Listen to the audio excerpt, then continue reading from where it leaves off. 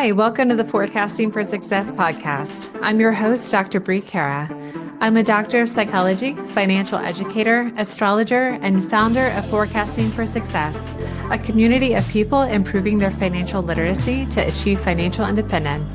I blend my expertise as a former professor and financial intelligence analyst with the tool of astrology to help break down why you are struggling with specific money habits and the best way to form more intentional responses and choices when it comes to money, especially to help you feel more secure in your financial decisions and improve your money skills for building long-term wealth. Happy Friday, everyone. Today we'll go over the current Venus transits and dive deeper into how to pay off debt without causing burnout. Venus remains conjunct with the Sun, Pluto, and Mercury, now all in the sign of Aquarius. This means that you should really be in the weeds now with reassessing your personal values and associated boundaries to ensure that you have the freedom you need to live your life the way that you want.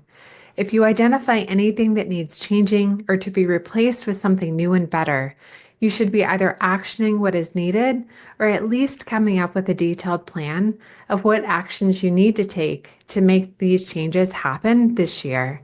This can be a productive time of ensuring your money is organized in a way that is building towards freedom that you want, regardless of the timeline. So either something you're looking forward to sooner or later. This week is best for thinking about and aligning your finances to draw money towards you. So if you can avoid it, avoid any major purchases, especially any that have not been thought through. Now let's talk about debt, and specifically how to beat debt without burning yourself out in the process.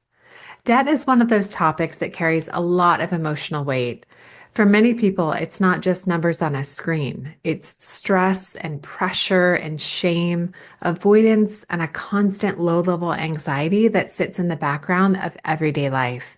Even when you're doing, quote, fine on the surface, debt has a way of quietly draining your energy. And most of the advice out there doesn't help. You're told to cut everything out that's fun, throw every extra dollar that you have at your debt, and just suffer through until it's gone. But for a lot of people, that approach leads to exhaustion, resentment, and eventually a lot of people end up giving up altogether. So today we're going to do this differently. This episode is not about grinding harder or white knuckling your way to zero. It's about understanding why debt is so mentally exhausting, why burnout is such a common outcome, and how to create a debt payoff plan that actually works with your nervous system, your psychology, and your real life. To understand how to pay off debt sustainably, we first need to understand why debt is so exhausting in the first place. And this is not a personal failure. There are very real psychological and neurological reasons for this. One of the biggest reasons debt causes burnout is that it creates chronic cognitive load. Cognitive load is the amount of mental energy required to manage ongoing tasks, decisions, and stressors. Debt doesn't just show up once a month when you make a payment. It lives in your head. It shows up when you check your bank account, when you think about future plans, when an unexpected expense pops up, or when you consider making even small purchases. Research in behavioral economics shows that financial stress reduces what's called cognitive bandwidth. In simple terms, when your brain is preoccupied with money worries, even subconsciously, you have less mental capacity available for long-term planning, self-regulation, and decision-making. The research shows us that scarcity, including financial scarcity, can narrow your focus and impair cognitive performance in measurable ways. So if you've ever felt mentally foggy, emotionally reactive, or overwhelmed while carrying debt, that's not a weakness. That's your brain under sustained pressure. Another major contributor to burnout is shame-based debt messaging. Many cultural narratives frame debt as a moral failing, a lack of personal discipline, of responsibility, or even intelligence. When people internalize these messages, debt becomes tied to identity rather than circumstance.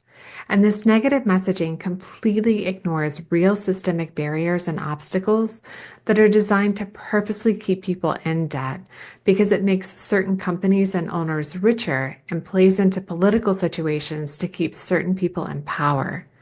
But psychological research consistently shows that shame is not an effective motivator for long-term behavior change.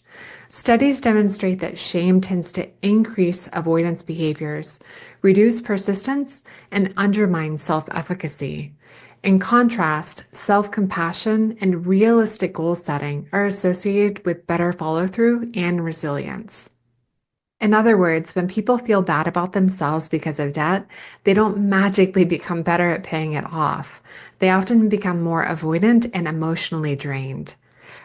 Burnout also happens when people adopt unrealistic debt payoff timelines. You'll often hear advice encouraging people to pay off debt as fast as humanly possible, regardless of context. While paying down high interest debt efficiently is important, aggressive plans that ignore real living expenses, emotional needs, and financial stability tend to collapse. When someone throws every spare dollar at debt without room for flexibility, any unexpected expense, whether that's a medical bill, an unexpected car repair, or even a necessary break for your health and well being, this can feel catastrophic. Over time, this constant pressure creates exhaustion and resentment, which makes consistency harder and not easier. Finally, debt can feel like a threat to safety, especially when it's tied to housing, healthcare, or basic needs. Financial instability activates the nervous system's fight, flight, or freeze response. For some people, this looks like hypervigilance and excessive control. For others, it looks like avoidance, procrastination, or just shutting down entirely.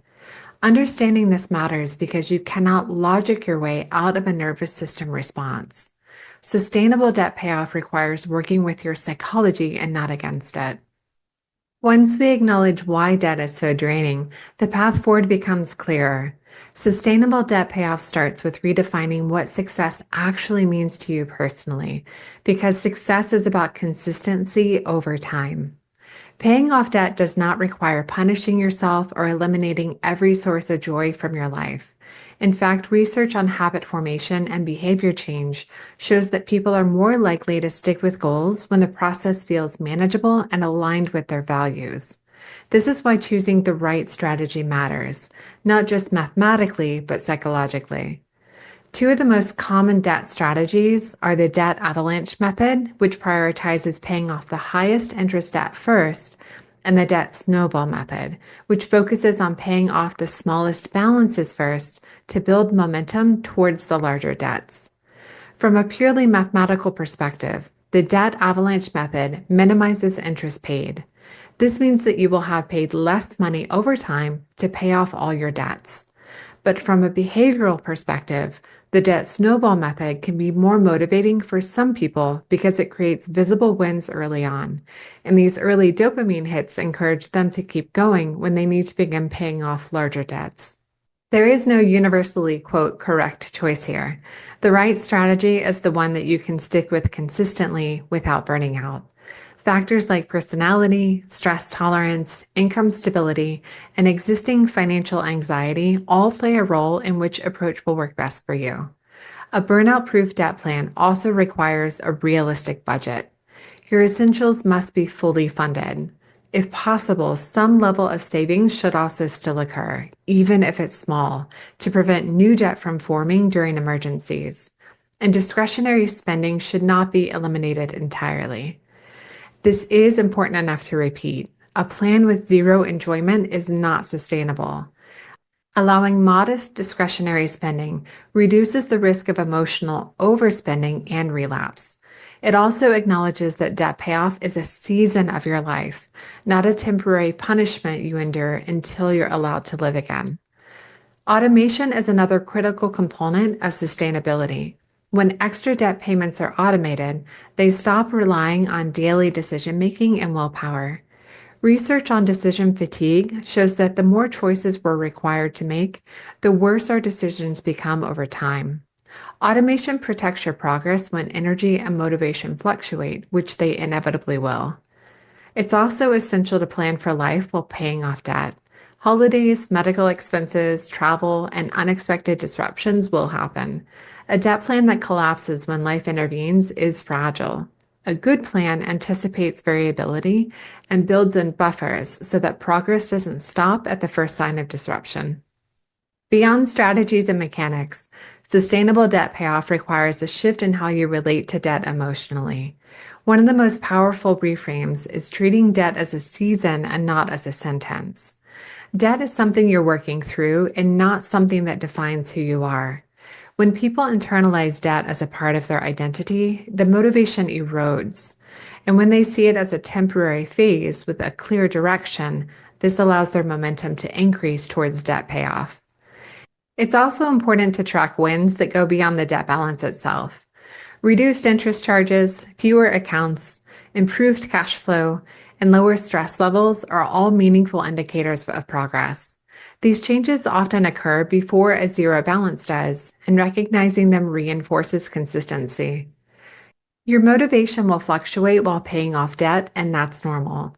Plateaus are a predictable part of any long-term goal. When motivation dips, the goal is not to quit, but to adjust.